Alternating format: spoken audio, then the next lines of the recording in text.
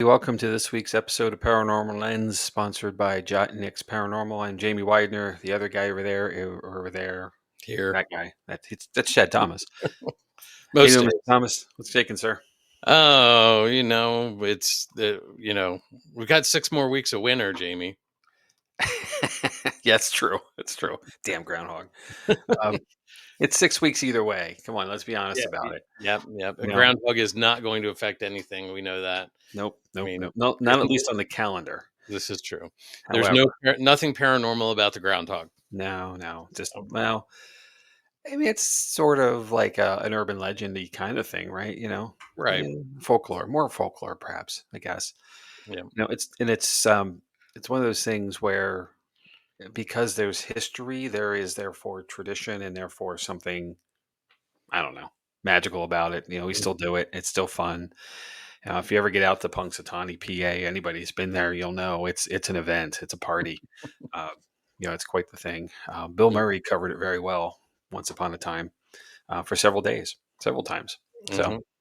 uh, it is interesting to see how big it is and how crazy it gets. So our Octorare Ollie in the kind of the eastern end of Lancaster County here where we are is another one of the prognosticators, but he doesn't have the following. He doesn't have the marketing campaign that Phil No, does. definitely not. So sadly, he is. It's still an event, still a fun thing, and Hmm. we still pay attention to it. So why not? Yep. So, yeah, there was that this week. Anything? Do you do anything fun, interesting?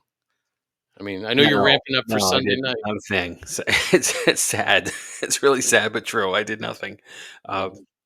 some organizational stuff around my house that needed to get done. We had an estimator come and something we're going to fix, and had to clear out some spaces to get a look at it, and that was the highlight. Mhm. I did all that, and then what? My back hurt the next day. So Mhm. figure. So, Welcome to this age. yeah. So Brittany said that technically the groundhog did see a shadow figure. So He's a shadowy figure. Yeah, so he we got did. that going for us. So, Very cool. Hey, Brittany, but yeah. thanks for coming. Yep. I see Bert Lynch is here too. Mhm. Good evening, Bert. I'm sure Um, Heather's not far behind. yep.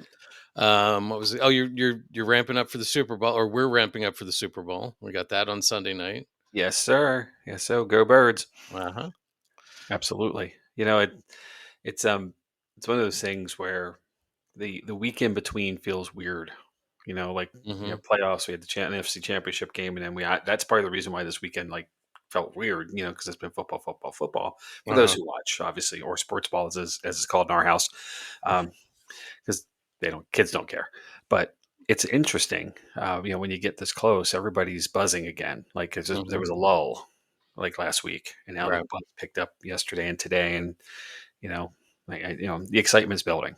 You know, Mhm. and if you don't have a dog in the fight, that's cool. No pun. No, that's a bad pun. Probably say dog in the fight, but um, if you're not invested in either of the teams, I know you just hope they have fun, right? Yep. But um, here on the East Coast and especially in the South Central Pennsylvania where we're at, it's all about the Eagles. So go Yep. Birds. Yep. Definitely. So, So what did you do this weekend, sir? Anything fun in um, the week in between here? I actually had the opportunity to go spend Friday afternoon and evening in Gettysburg. Um, Never heard of it. you didn't? No, no. Met up with some friends, made some new friends. Cool.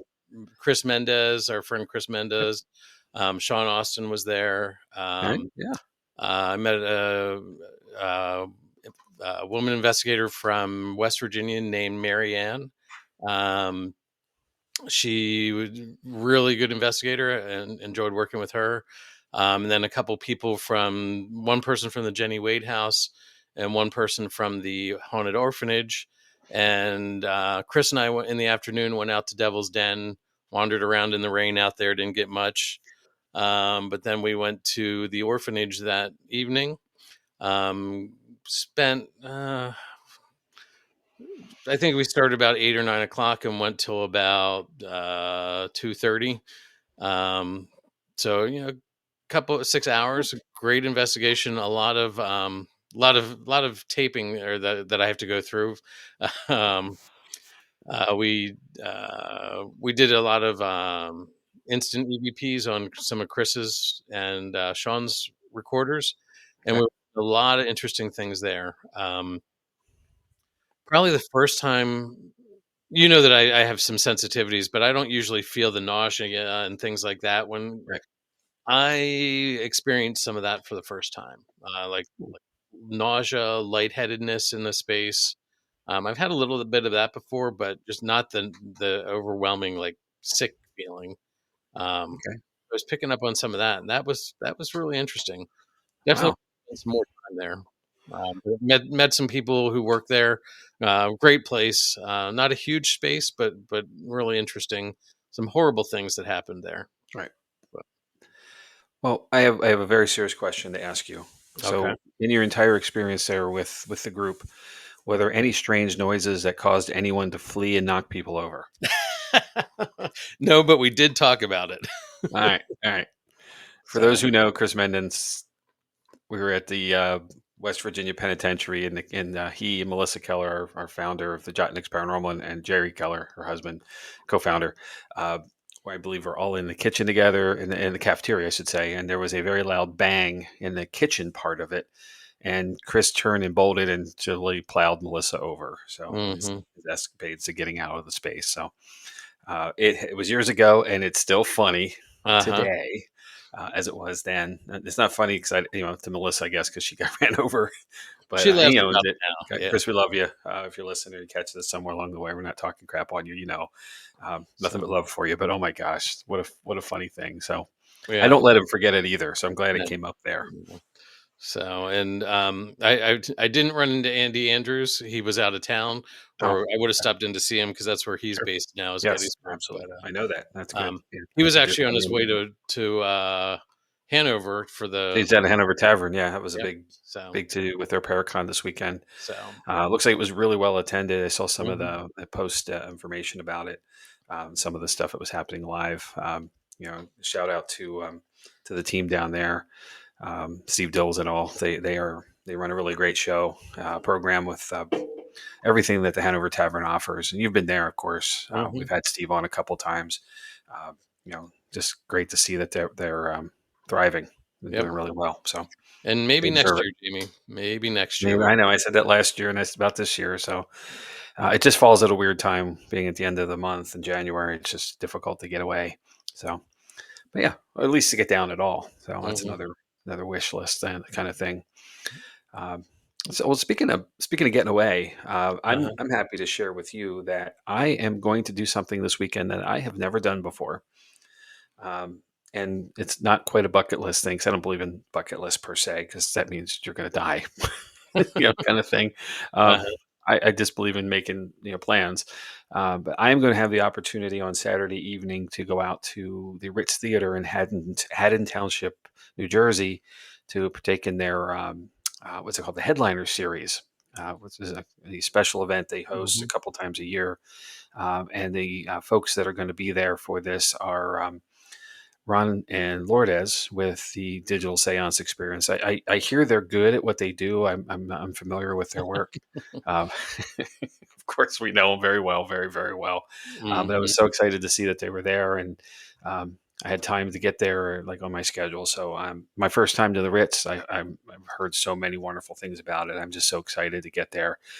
Now the weather's just got to cooperate. We got Hmm. mostly freezing rain all weekend here, so. Um, and like anything else, maybe Jersey might be more fun if I sleep over. I don't know. Could Um, be. Yeah. maybe I'll find out how to make a left turn somewhere. It is nice having your gas pump for you though. So I don't know. This There's is. something Yep. to it. They figured that out. So yeah, Yeah. looking forward to that. So it's great to get out to new, like you did with the orphanage, and it's so nice to get out to new spaces occasionally, just to do something different and something unique. So Hmm. Uh, and of course, we have a plan, at least a wish plan, to get back out to the Ritz, as at least to some of us in the team as well later this year. So Yep. um, hope to try to help solidify some of that Yep. too. So And and have some folks come join us perhaps on an episode in the near future. So yep. Frankie and his And team are there. yep.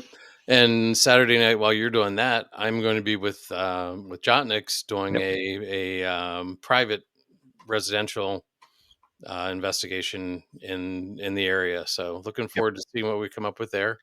I Uh, was I was torn on this opportunity versus that, so uh-huh. I had to go. Yep. So yeah, it's gonna be. We should have hopefully have some interesting stuff for next week to talk about. Yep, some things to share, of course, and of course another topic, right? Mm-hmm. Yep. Well, speaking of topics, we probably should get to the point, right? Yeah. What is our topic tonight? I hope you know because you're talking about it. Oh yeah, that's right. Yeah, I Does this got you. help? Does that help? Hey, I know that guy. Well, I don't know him. I wish I did actually. So tonight, we're going to talk about Hans Holzer, and also known as America's first ghost hunter. So, Chad, I have been a fan of Dr. Holzer for quite a long time. Um, his work has spanned decades. Unfortunately, I'll get to the details of him. Hmm. Unfortunately, he's passed on, so he might join us tonight. Who knows? He might. Um, and I'm fine with that. He's welcome here anytime. But with that, don't tell Steph I said that. Um, that's why you always buy a comfy couch. Okay. Okay. Um, but Dr. Holzer has decades and decades of in-field experience that has shaped and formed a lot of what we do today. And Hmm. I'll get to a lot of that in a moment. So, but we probably should start back at the beginning, right? Hmm. It all started when he was born. Well, it did, but he also influenced a very great movie, Jamie. I'll get there. I'll get Okay. there. All right. All right. Yep, I'll get there. So Hans Holzer was born on January 26, 1920, in Vienna, Austria, and he was an author and a parapsychologist. He actually authored over 140 books on the supernatural, paranormal, and witchcraft, starting with Ghost Hunter in 1963, or this book. So think about think about the timing in 1963. Okay, keep that date in mind as we go forward a little later. Um, and as far as his longevity in the field. So Hans came to America with his brother in 1938. He was 18 at the time, in part to get away from an increasingly aggressive Germany. Think about the era, right? And a Hmm. lot of things were changing. Germany was gearing up for a lot of bad things that were coming as far as World War II. He wanted no part of it. And to make this easier, his father had already lived in New York City for several years, so they had a pretty smooth transition, a place to land, some opportunities. While still in Vienna, he studied archaeology, ancient history, and a field called numismatics, which is the study of currency. And yeah, I had to look that up. No idea what it was. And when he came to America, he studied Japanese at Columbia University. Later in life, not long after, I should say, but later he earned a master's degree in comparative religion and then a doctorate in parapsychology at the London College of Applied Sciences. And in case you're wondering, parapsychology is the study of mental phenomena which are either excluded from or inexplicable by orthodox scientific philosophy. And these are things such as hypnosis, telepathy, mediumship, things like that. Okay. And yeah, I had to look that one up too. So now we know. And later on, even more later, he went to teach parapsychology at the New York Institute of Technology. So a learned man, a lot of different degrees and some very interesting directions. Um, and it's quite a weird kind of collection of stuff if you think about it. But this isn't where he got to the paranormal yet, Okay. overall. So after he was studying at Columbia University, Holzer indulged in infatuation with the theater back in the 1950s. He wrote sketches for the short-lived review Safari. That's got an exclamation point in it, and the book and music for Hotel Excelsior, about a group of young Americans in Paris, which opened in Provincetown, Massachusetts, and proceeded to go no further. Does that make it off Broadway? Kinda. Yeah, Yeah. you have to be on Broadway to get off Broadway, right? All right, never mind. Well, things go on Broadway or start off Broadway, move to Broadway sometimes. So anyway, Well, there was potential. yeah. And then later on, he also wrote theater reviews for the London Sporting Review. One of the things I find the most interesting about this man is in 1962, he married the Countess Catherine Genevieve Buxhoveden, who is the sixth generation direct descendant of Catherine the Great. Okay. So if you marry a countess, does that make you a count? Yeah, Maybe. eh, maybe. I don't know. I think it's how it works. So pretty interesting. And what an interesting opportunity, like to you would not expect. Right. Unfortunately, though, that marriage ended in divorce, but in 1986. And to Okay. wrap up the lineage of his lifetime, unfortunately, Holzer died of natural causes on April 26, 2009, in New York City. In addition to his ex-wife, Holzer is survived by daughters Alexandra Holzer and Nadine Widener, and 5 grandchildren. And Widener is the same spelling as mine, Chad. So Oh, that doesn't always happen that way. it doesn't. All right. You So we've learned that. Um, might be related. we I could mean, be.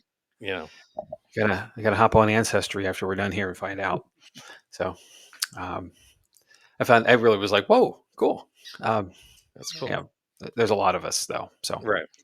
but I'm assuming it's the Philadelphia Wideners that we've discussed before, the Widener University clan. So a relative, perhaps. You see.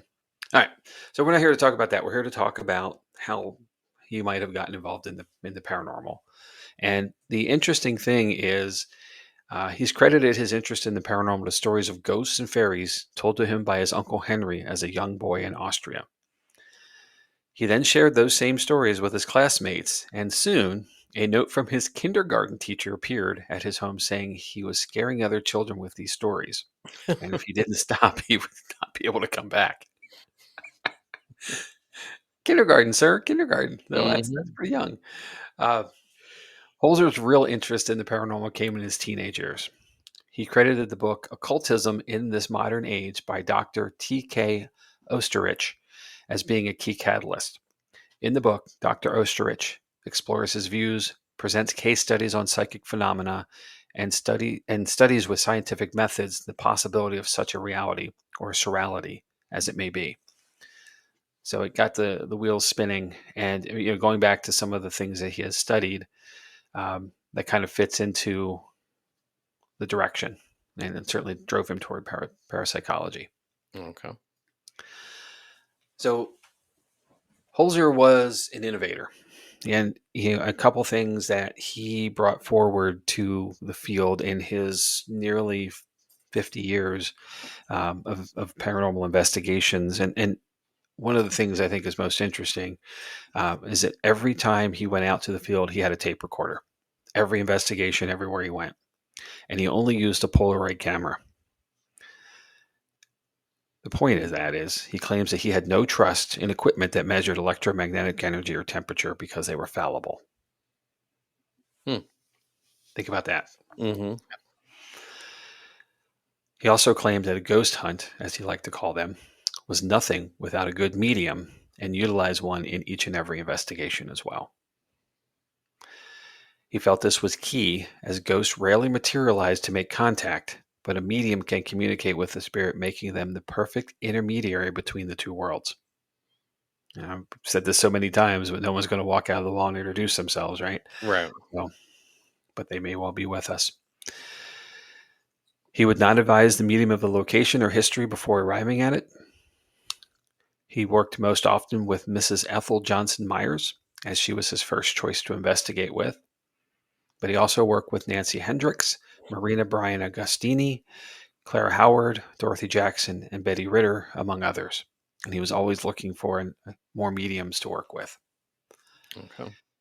He did research on the location before the investigation and on the evidence collected after it. So he would not be happy with just getting results. He would go follow up with that information and see what else he could find. He was commonly able to use historic and civil records to validate the information he had collected. So something would be presented and in the investigation, and he would go back and check records and likely it would be found to be true. He provided a written copy of his investigations to the New York City Police Department after each one. Oh, okay. And sometimes there were things that were discovered that were crimes, right? Literally. Right. Right. So, someone had died and they found out how. So, uh, it's quite interesting. Now, whether they used it or not is probably another story, but I think it's quite interesting. He would interview the owners of a location being investigated and advise them of the outcome of it afterwards. Sound familiar? Mm-hmm. Okay.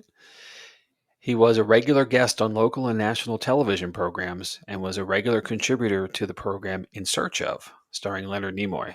Remember that one? Yep. Oh, yeah. Mm-hmm. This exposure brought more people to the field and helped bring a legitimacy to the paranormal that it had not had before. So, Jed, does any of that stuff sound familiar to you? Yeah, just a little bit. Just like all of it, right? Yeah. It's Yeah. still how we do stuff. And this was back in the 1960s, 70s, etc. Long before, well, in the 60s, long before we were born, in the Right. 70s, while we were just toddlers. So, I think it's fascinating that this was a pace setter for all of us in the kind of the standard playbook of how to Right. do an investigation.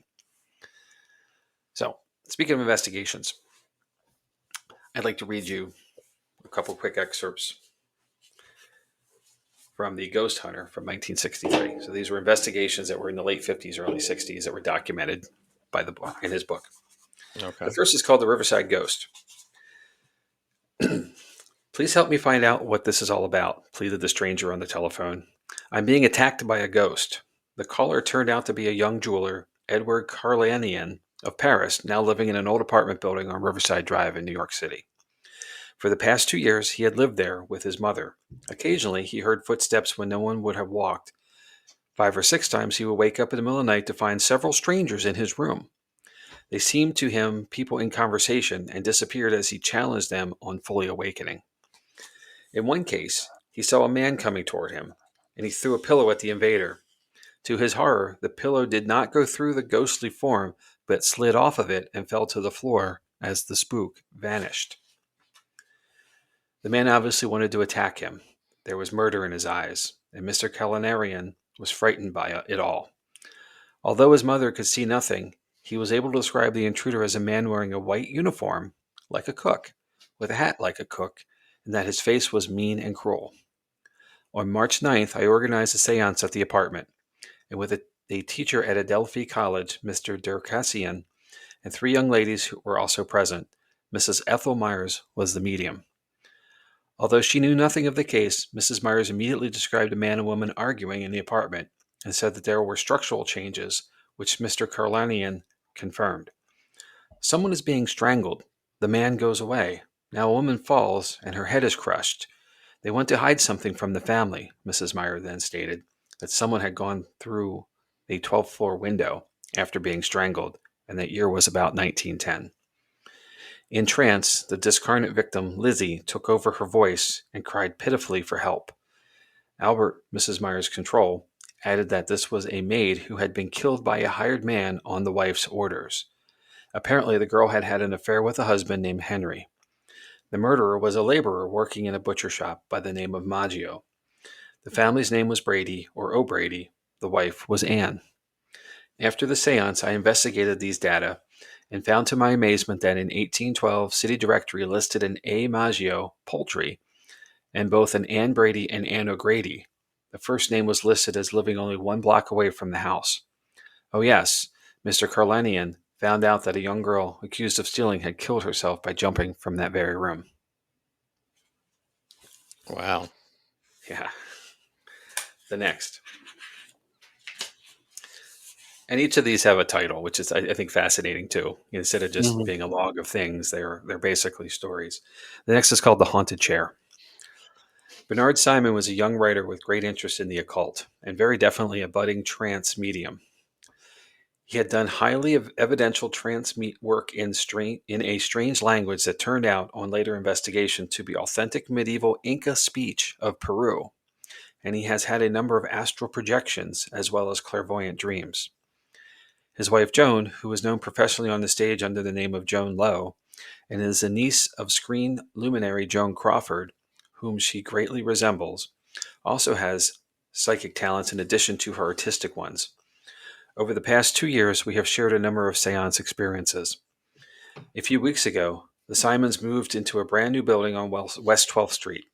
Shortly after their arrival, Bernard found himself drawn to a certain neighborhood antique shop where he saw a particularly peculiar shaped wooden chair. He immediately felt he must buy this chair, which was said to have been of Mexican Indian workmanship. He bought the chair, a throne like seat with a round back, arm pieces, and a strange base of crossed staves, to his newly furnished apartment, and thought no more of the particular force that made him acquire the unusual chair. A few days later, Bernard awoke rather suddenly in the middle of the night from a deep sleep. There was enough light in the small apartment to distinguish solid objects from each other. His eyes were drawn to the chair. In it sat an extremely tall man. His back was turned to the observer, but it was clear to Bernard that the man was unusually tall. Before he could get up and challenge the intruder, he had vanished into thin air. Both Bernard and Joan Simon continually felt a presence and told me about their strange guest. I promised to arrange for a seance soon and invited Ethel Johnson Myers to come with me, without, however, telling her any of the details of the case. On the morning of November 12th, I got an urgent telephone call from Joan. Something startling had just happened before her very eyes. Her husband, laughingly and tongue-in-cheek, remarked that he didn't believe in ghosts, and there was nothing to their visitor. With that, he got up and went to the kitchen, leaving Joan in the room. There was a small but fairly heavy metal figurine, a pagoda, placed in the middle of a small table near one of the walls. As Joan looked on, the figurine flew off the table and onto the floor with such violence that it broke in two. 3 days later, the seance took place. Mrs. Myers took the chair and within moments was in a deep trance. Suddenly, she sat bolt upright and Indian words came out of her mouth, words that Bernard immediately recognized as the Quichua language, a dialect spoken in ancient Peru. Having learned a few words and prayer formulas himself, he managed to quiet the ghost.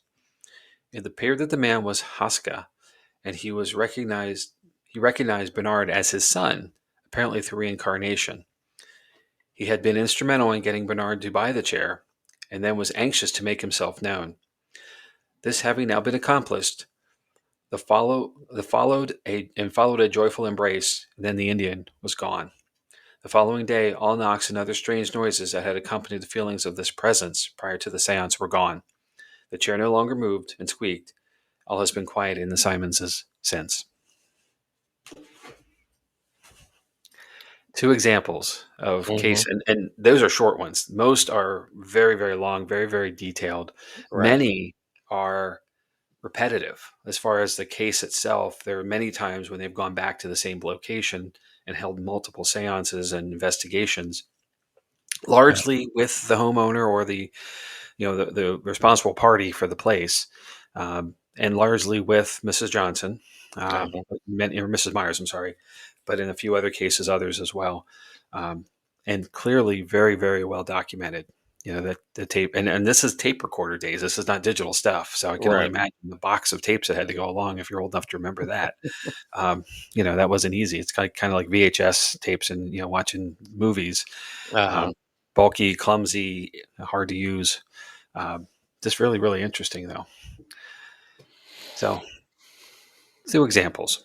A Hmm. third, though, and the one we probably know most, we all should know about at least, and not really realizing that this was something that Hans Holzer had investigated, is the Amityville house. You've heard of this? The Yep. Amityville Horror, perhaps? Hmm. Okay. Yep. So, when George and Kathleen Lutz began to talk about the supernatural experiences happening at their house in Amityville, New York, the public grew interested, and so did Hans. In 1977, he took Ethel Myers, a spiritual medium, to investigate. After viewing the house, Myers claimed an angry Native American chief had possessed Ronald DeFeo, the man who had occupied the house before the Lutzes, and had murdered his family. The house in Amityville and its history fascinated Hans. He spent a great deal of his time walking around the property and talking to the Lutzes about their experiences. So much so that he wrote 3 books on the subject: Murder in Amityville, The Secret of Amityville, and The Amityville Curse, and gave interviews devoted to it on TV and to film crews. Murder in Amityville and The Amityville Curse became the basis for the first 2 sequels of the Amityville horror film. Okay. So, access is a key thing here, right? Hmm. You know, in all of these cases and all of his work were people who were willing to let him come to their location and investigate. And you know how hard that is Chad. I mean, we're Mhm. investigators. We go out to the field. We have done private investigations for families and people, of their personal, property, as Right. much as we've done the public stuff that everybody can do with a ticket. And there is a great deal of trust that comes to letting us in their homes. You know, Right. um, and I like to think we've earned it. Through our track record, and obviously we don't share personal information about things we do that are not public events. That's a big part of it. Mhm. Um, one of the things that just amazes me is like how many times he has been in people's homes, um, through decades. Right. These are not. He's not gone off to some vacant prison somewhere, or some ran down mental hospital like a lot of us do, Right. because that's the public thing that we can get to. It's a ticketed event. It's got a window of time. Mhm. Someone's going to accept the responsibility of it. Liability. This is liability bringing him in, and many others he brings along. So I find it really fascinating, and I Mhm. think it's quite a quite a testament to how he cared for the work, that he was trusted so. So speaking of his work, I would be remiss if I did not pause here to talk about the travel channel show, The Holzer Files. Have you Uh-huh. had a chance to catch any of this show? I've watched a couple episodes, yep. Okay. Well, good. Me too. A lot of them, actually. But the series is based on case files, photographs, and audio recordings from Holzer's investigation. So a trove of his information was found, reviewed through, and gone through, I should say. And then, a program was created.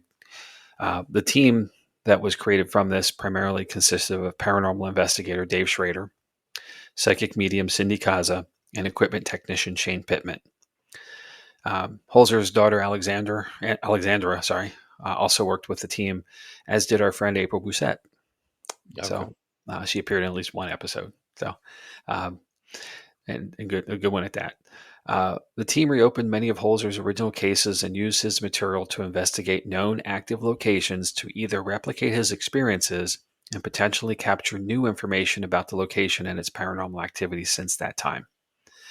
Interestingly, Chad, in Mhm. most cases, Holzer's original work was validated by the use of our current technology techniques and tactics, which many are the same, right? Right. But technology is the key. Technology came into play in so many of these opportunities, and again, his disdain for it, is interesting because we're using it now, and I think he probably wouldn't be so disdainful if he knew what we had today versus what he was working with back then. So, a few fun facts. Um, he credited his long life, as he died at 89, to becoming a vegetarian at age 40 and vegan shortly after. He claimed to have never taken the prescription medication nor had any injections, never had a flu shot, anything like that. Hmm. Amazing. He was an avid swing dancer, even into his 80s. He disliked the use of equipment when investigating, opting for just tape recorder and digital recorder as it advanced, and usually had a camera. Um, and usually it was a Polaroid, and I assume it's because of being able to get instant images versus to having to have film developed as it would have been back then.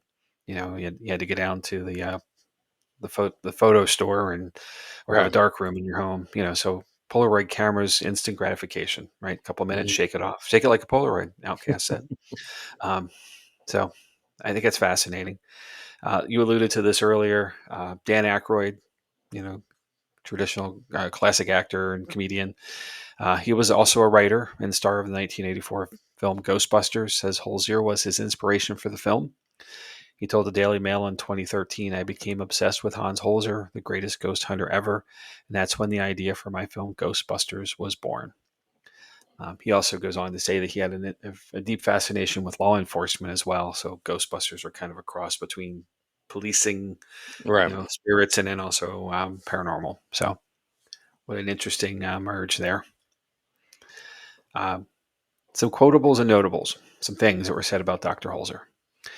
In all my years of ghost hunting, I have never been afraid, he told Leonard Nimoy on his television series In Search of, which again he was a consultant. After all, a ghost is only a fellow human being in trouble. He also said, I wasn't born a ghost hunter. I grew up to be one, from a very early upbringing, though. At the age of 3, in my native Vienna, my kindergarten teacher threatened me with expulsion from class for telling ghost stories to my wide eyed classmates. I was hot on the subject even then.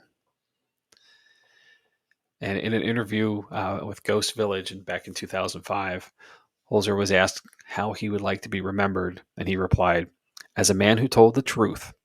I won't have a tombstone, cemeteries, or real estate wastes. I don't believe in funerals of any kind. The sooner you burn the body, the better. It's just a shell. Mankind has a lot to learn." I find that Hmm. interesting.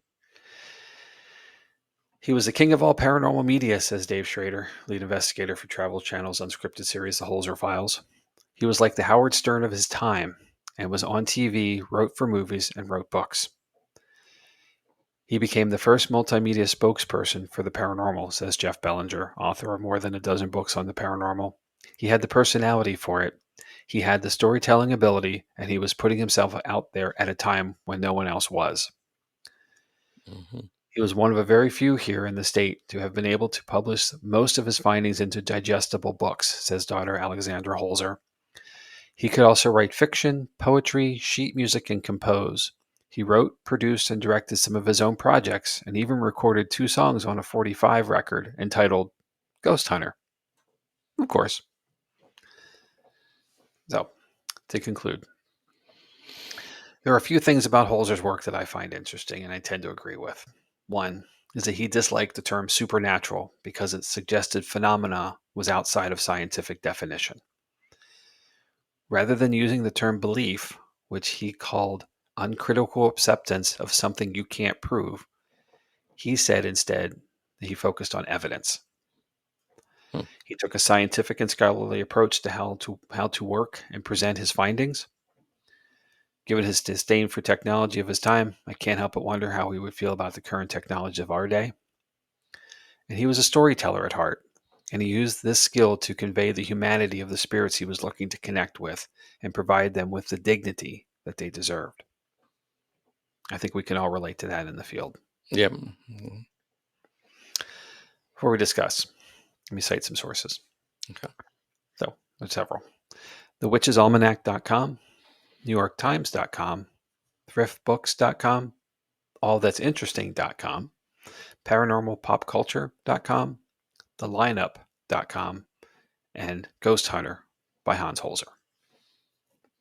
So, Chad, what do Yes, you sir. think? What you got? What's on your mind with this? Is it paranormal or not? Well, no, I guess that's not right. We can't really go there with this one, can we? Um, he I'd say wasn't yes, in. it is. Actually, it's very much so. Oh, yeah, definitely, yeah. But not is it. But I mean, he was an innovator. Obviously, he was way ahead of his time with a lot of this stuff. Now we know that through some of the digital not, or the stuff that Ron and Lourdes have talked about. This was paralleling some of those things with the radio technology, using radio to listen, but he didn't want to go that route. Yep. So yeah, I think it's very interesting.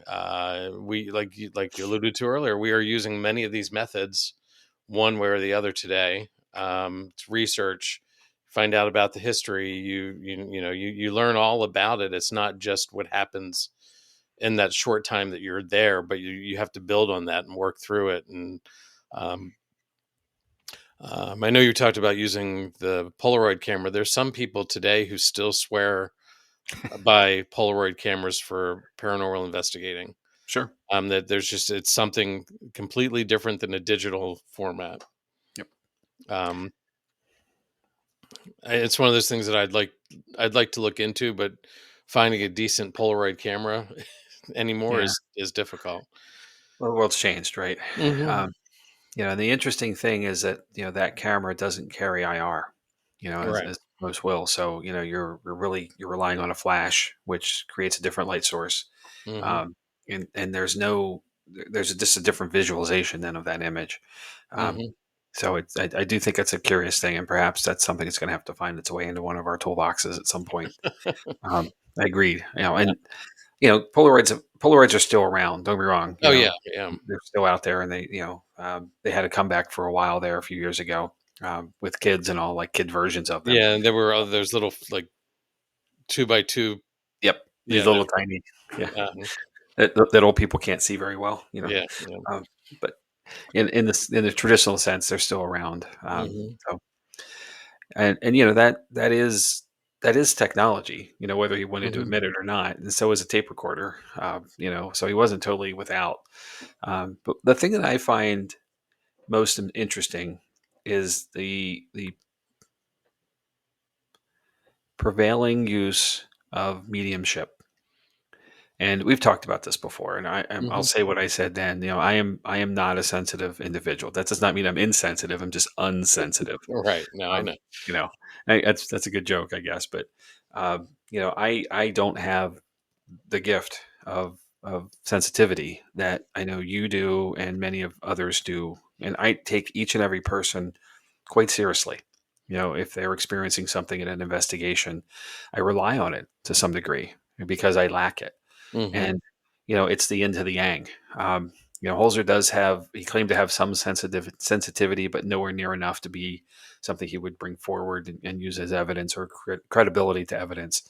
Hmm. But he believed firmly, very firmly, that you would get so much further with a medium. And the whole concept of every single case study, the medium he was working with had them, they were taken over by a spirit at that site. So, it strikes me there, and it is something that I find really, really interesting. Um, I like to explore more Hmm. personally. How we work in the field. I think we have become a little reliant on technologies and not in communication. It's a Right. different thing, the direct communication stuff, and this goes to what Ryan and Lourdes are up to, and Tony and Cherie Rathman are up to. Uh, with having the radio connection, the digital voice connection. Right. Um, that's the same idea. It's just a different, slightly different. It's not a mediumship there, um, Right. but it is a direct connect. And the amazing work that's been done so far, through Hmm. Staticom and the digital seance experience. Both sides of that are truly fascinating to me. But it all started there with Holzer back in 19. This was in the late 50s when he was starting his work, and to the 60s. Right. Uh, to get his first book out. I do want to note this, and I think this is amazing. 140 books on the paranormal. You saw like 18 in the slides. Right. Um, so like a whole nother gazillion more. Yeah, I And didn't realize it was that many that he had written. let's say that he had a 50-year career. Okay, Hmm. the late 50s to 2000s. That would be three and a half books a year on average that he wrote. Chad, have you read three and a half books in a year? Not lately. I used to read a lot of books, but no. I'm kidding. But No, but there's people, I know people who don't read three and a half books a year, 3 books a year, not even a right, half, maybe a half a book. You start right. and you don't finish. That But to write that volume. much, I mean, to write and to edit and to like, And then work other projects. Like you're yeah. out in the field working, you're doing the medium work, Hmm. media, not medium, media work that he was doing. I mean, that is volume that is just epic. Hmm. Um, when I was thinking about this earlier this afternoon, and what came to my mind is the musical Hamilton. Okay, the Hmm. song where you're writing like you're running out of time. Right, That part of it. Like Hamilton was a fervent author of things. He wrote everything down. right, It's well documented, and all the letters and all the pieces that he wrote. And that to me is Holzer, and both were dedicated. Right, they right. were committed to their field. They knew what they were supposed to do. They were in and going, and nothing stopped them. And that drive is impressive. I think it's fascinating. Hmm. But three and a half books on average a year, and Hmm. that's saying it was 50 years. It might have been less, might have been a little more. So even Hmm. so, it's amazing. So David has a comment here. One of the first paranormal books he ever read as a kid was about Amityville and the Defoe murders by Holzer. The Fayos, yep. DeFeo's, yeah. Yeah, and there's 3 of those books alone. So, right, that's 1 year's worth of authoring, uh, on average. Mhm. Uh, a lot of time was spent in these places, and there's a few, episodes in the book where it's probably over the course of a year or more that there were a dozen investigations or seances, as he called them, because he had a Mhm. medium. Going and as well as anybody, Chad, the ability to go back to a place like we have the opportunity at Booby's Brewery in Mountjoy, PA, as our home base, Right. to go back and go back and go back. As we did before when we were at the Haldeman Mansion, as well as the host team there. Going back and back and back, you have a different connection. You get a Mhm. difference your relationship with the spirits of that location. And there's nothing wrong with one-offs. We all do them. I'll be Right. doing one this weekend. You did one last. You'll do another one this weekend, perhaps maybe with opportunity for more. With the location, the private location. But you you don't know what you're going to get when you walk Right. into that situation. You don't have time to build rapport, and build trust. And I think that's really what this is all about: is Mhm. trust. This, Yep. this Holzer was a man who could be trusted and earned that trust with whom he worked with. Right. And it didn't hurt that he was a firm believer in wearing something nice to go to an investigation. And think about the era, right? Like Right. my grandparents, who would be his age, were my grandfather, when he wasn't at work, was always wearing slacks and some kind of a collared shirt. It was just his attire. you know. Mhm. But Holzer would be, not dressed to the nines, not wearing a suit per se, but he would be in what we would probably call business casual attire today Right. to all of his investigations, because he felt that was something that was respectful to the spirits that he and his medium would encounter. So Mhm. I think that's fascinating too. So no blue jeans and t-shirts for him? Is that what you're Nope. saying? Yeah, shorts, and flip flops. He was not that guy. Yeah. And Dave said the spirits get more comfortable with you and your equipment as you're there more often. Yes, completely agree. Yeah. Completely agree. Which is that it's a respect both ways Yep, at that point. So, absolutely. Well, I'll go back to the patience is a key word to all of this. The mhm. patience of being able to communicate and do it in a manner that's respectful and dignified, because you're still dealing with a person, Right. and it's not a performance opportunity. It's not, there's no stage to this, and maybe some are doing it that way. I don't know, Yeah. I guess. But as a paranormal investigator, I want to have a meaningful contact with whomever may be on the other side of that place and time that I'm in. Right. Whoever's there in the room. I don't want it to be a show, and Mhm. that's the hardship of doing public investigations, right? We Mhm. talk about it all the time, and I said it earlier in this episode, even. But people expect to see a ghost walk out of the wall, and Right. or all the lights to come on and off and all this stuff. That is such a Hollywoodization of what it's like being in the paranormal field, and it's just not. Sometimes it's just sitting quietly and listening and having a normal conversation and seeing what happens from it. Mhm. That some of my best successes are there.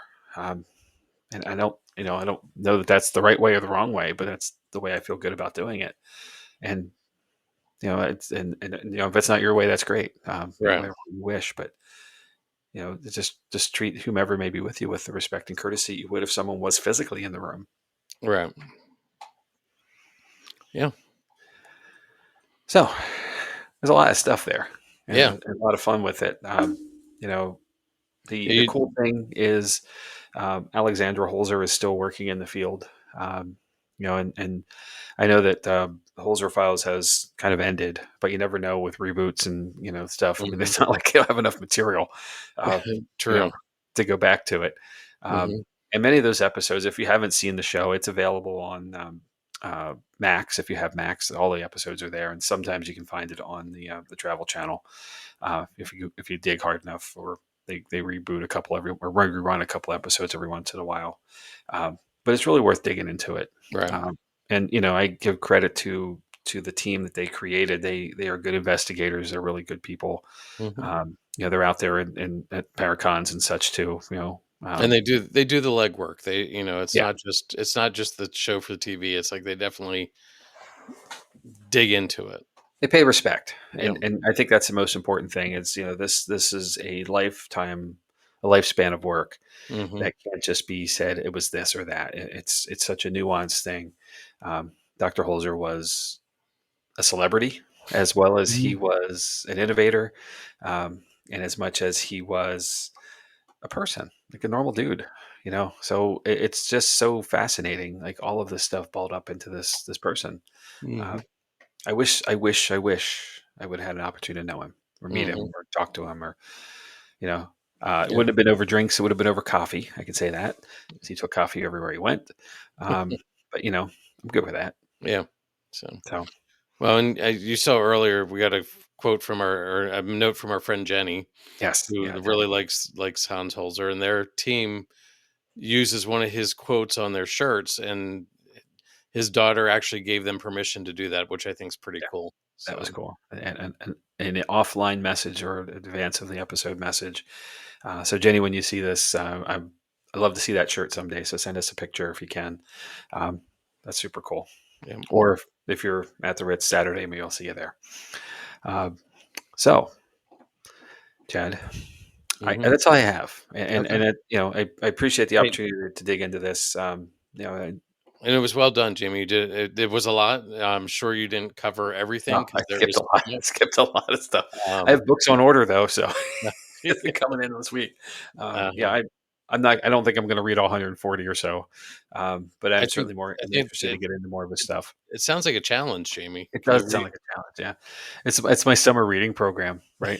If I read every book, I get a stamp for each one, and I get a pizza. Is that how it used Oh, to be? see, I was going to go there. You remember the book Oh with yeah, pizzas? Yeah, yeah. yeah, of Not course. everybody does, but You know, yeah. I'm food motivated. I'm good for that. Absolutely. uh, Give me a book and a pizza. huh. Cheers. So cool. Yeah, I've got a small stack of on my nightstand already, so he's unfortunately he's gonna have to get in line. But yeah, I'm definitely in for more information, more material from Dr. Holzer. So Well, that's good. Yeah. if anybody wants to borrow Ghost Hunter, just let me know. I'm all for sharing, so um, happy to. Okay. All right. Well, So, nicely done, Jamie. well, thank you. So, what's going on with us coming up? What do we have coming up? Well, what we have scheduled right now, that we've put out there, Green Children of Woolpit is next week. Okay. Um, you don't know anything about that, do you, Jamie? No, I do not. I really Okay. don't. Um, and I'm not going to dig into it. So Okay. All I'm right. gonna be enthralled with everyone else. Okay. Grimm's Fairy Tales the week after that. Hmm. Rendlesham Forest Incident. Yep. Then this is first time we've got this up on the screen. New Orleans, America's Most Haunted City. You're Do going you to know be what? tackling that. Do you know what March 4th is? That would be Mardi Gras, wouldn't it? Yes, sir. So, Woo! Good um, timing. See how we did that? I Save noted, them. yeah, yeah.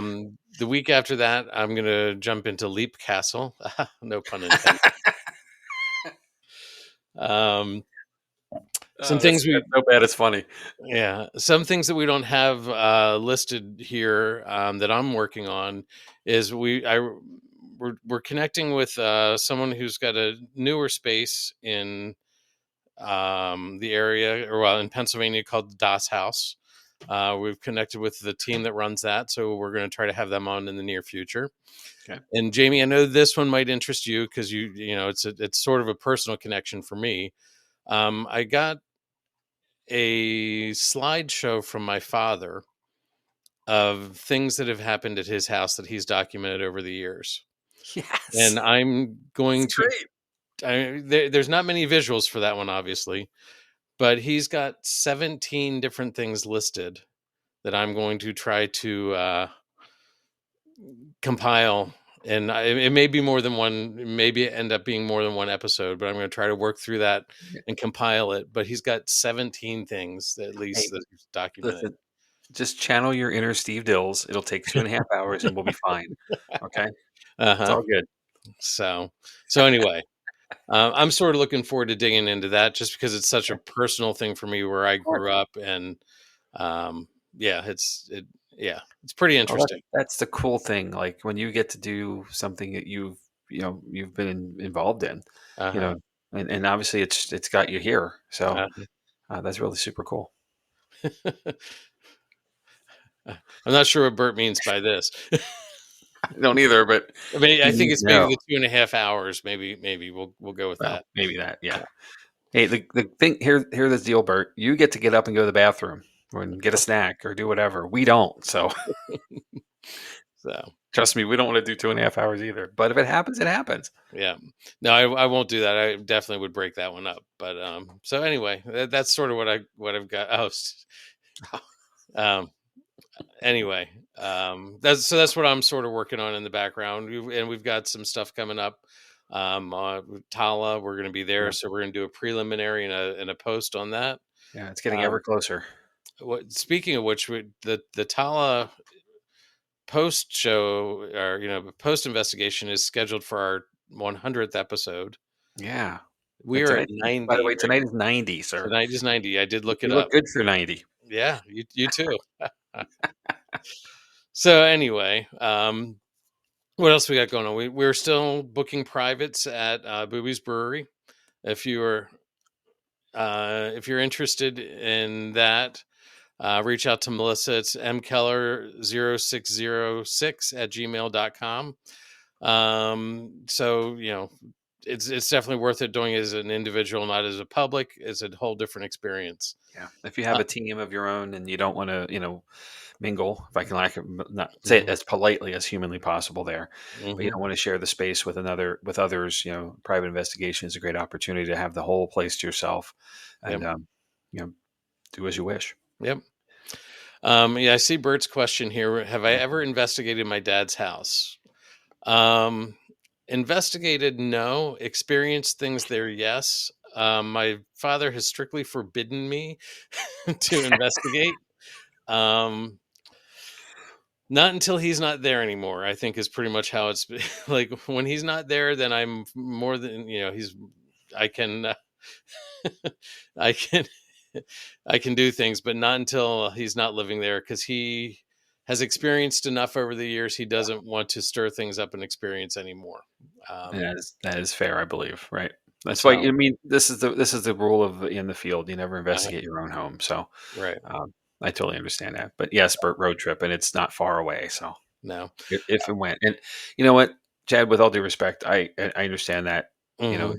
your dad not being there, and I hope that that time does not come for a very, very long time still, Right. Me, so me too. So, but I was there this weekend when I on my because he lives near, close to Gettysburg, so I was there yeah, Friday night, and then I went back down Sunday, and they had an issue with their power.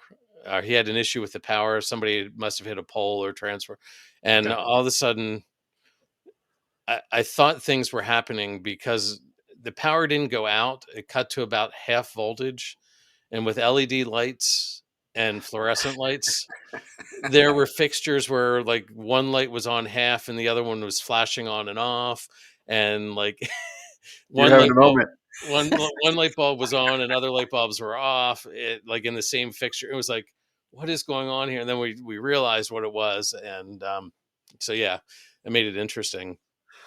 Which is the funny thing about that is when we were prepping for my mom's memorial service, we had a very similar experience, except the power hadn't gone out. Like all the lights, like we were all gathered around the kitchen table going through photos and things like that, and all of a sudden the lights just started flickering. Wow. And then Well, we all looked at each other, sort of acknowledged it, and it went back to normal. And it was just like, wow. So that's amazing. yeah. Again, it's energy that you're putting into it. Like it's the whole thing. Yes, exactly. So anyway, I don't want to, give too much away. Sure, sure. um, so we've got some public investigations coming up. February 22nd, March 22nd, are public investigations. Tickets are limited to those. We only sell so many. So if you're interested, get tickets early because they will go fast They are starting to closer go to the date. already. Yep. Yeah, the February 22nd date is starting to sell already, so, Yep. um, come join Uh, us. yep. April 10th is when we will be at Tala, Trans Allegheny Lunatic Asylum. Yep. There Woo. was a slight change in our schedule here. On April 26th, it will be a normal public investigation at Booby's Brewery. And the investigation in May is when we're going to do our first Para Unity thing, which we will have more details about. I know who the other team is that we're pairing up with, so we will talk about that closer to the date. Yep. But it should be a good experience. Stacy and Gary Smith. I don't know if you've ever met him, Jamie, but I've I've not. I've met I've not had Stacy. the I'm aware of both. I just Mhm. haven't had the opportunity to meet them in person. But we'll dig into that a little bit closer, and hopefully we'll be able to get them on for a show before we work together. So Yep. that'd be fun. And then the ways of finding us. You found us here on Facebook or YouTube. There's TikTok. There's Instagram. You can always email us at paranormallenspodcast@gmail.com. You can find us on Spotify, YouTube, uh, Audible, Apple Podcasts. Jamie, we were up at over 1,200 streams, which, Mhm. for us, I'm pretty happy for that. Well, there's So, more than anything more than one is pretty impressive for us. So uh-huh. So, and then you can find all those links assimilated together at Linktree Paranormal Lens. If you go to Linktree and search for Paranormal Lens, you will find us, and it'll be all together there. So, absolutely, and we pop up as Paranormal Lens on all of those as first search. So hmm pretty easy to find us. hmm And if you're here listening to us now, and on this live event, and these are always live, so you never know what you're going to get. But you want somebody to know about us. Feel free to share. hmm Get some more folks and friends and family, all that good stuff involved. We're always happy to talk to as many as we can. We talk all the time, right? hmm But if there's somebody out there who's interested, let them know, and let's see where it goes. I say this because I had an off the cuff idle conversation with a coworker the other day, and it slipped that I do paranormal stuff, and he's like, really? And he told me of a experience he had in my office with the founder of our company who has passed on a few years ago. Uh-huh. Being here one day while he was late in the evening, as he was the last one out, he saw him standing clear as day, at a space where he would have been, Uh-huh. and back in his time. So, and that led him to watching, starting to watch the podcast. So I'm hmm really excited by that, because you just never know, Yep. the Well, opportunity is out there for everybody. So yep. we'll I was share. watching when I was Friday when I was investigating down in Gettysburg. I was talking to Marianne about somehow we got on the subject of stuff, and I said, "Oh, I do a podcast with a good friend of mine," and she goes, "Oh, what's the podcast?"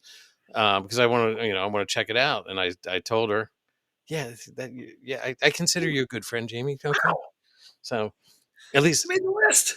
Yes. at least I say that on the show." Oh, it's just Anyway, yeah. All so right, fine. anyway, Marianne's like, Check "Well, in the mail. Checks in the mail. So Marianne's like, "What's the name of the show?" And I told her, and she goes, "Oh, I listened to you guys. I think I listened to you," and looked it up, and she was already following us. So Sweet. yeah. Very cool. So Well, and we thank everybody. Like we say this all the time. We wouldn't do this without you, and we really wouldn't. We would have been done a long time ago. And thanks for coming along. Thanks for the engagement here Mhm. in this live event, but also through the week. And I say this all the time too. But if there's anything you want us to cover, let us know. It's Yep. really easy to find us. The paranormal lens at gmail.com. Email, just shoot us a message, say, hey, you should cover something, whatever it is. We've done public, gosh, that's not right. We have done listener submissions before. We will do them again. hmm It's really easy when you self-produce. You can move your schedule any way you want to. So, we're not obligated to what you see in these episodes coming up, although we will do them too, of course. Right.